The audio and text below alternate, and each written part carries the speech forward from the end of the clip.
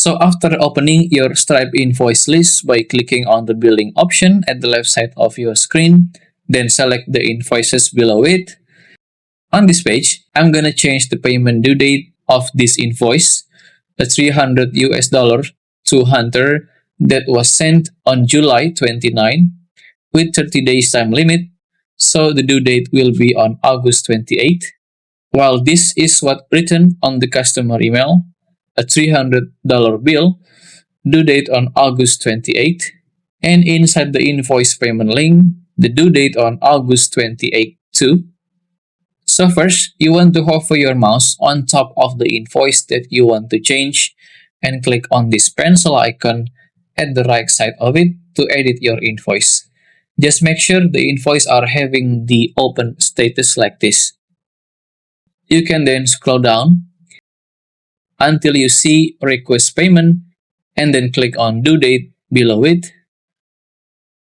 You may give the extension day or shortening the day as you need, while you may also custom the date and pick on any date that you want as the due date.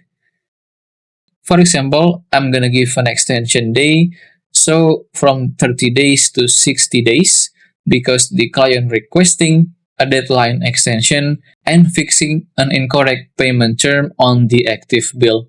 So the payment due date changed from August 28th to September 27th. After you are good, click on Review Invoice button at the top right corner. Please pay attention to this.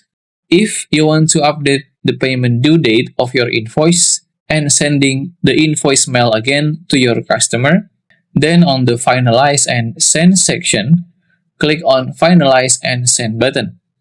This way, even though you ended up sending the invoice twice to the same customer, the due date will change both on the invoice mail and on the invoice payment link.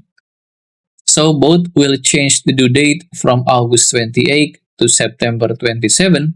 You can always tell your customer to just pay attention to the recent invoice mail so they won't be confused. But if you don't want to sending an email again, you just want to update the due date, you want to click on Finalize Only and click on Finalize button.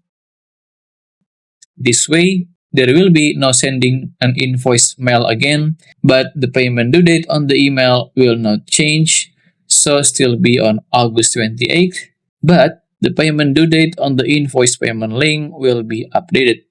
As you can see, it become September 27th.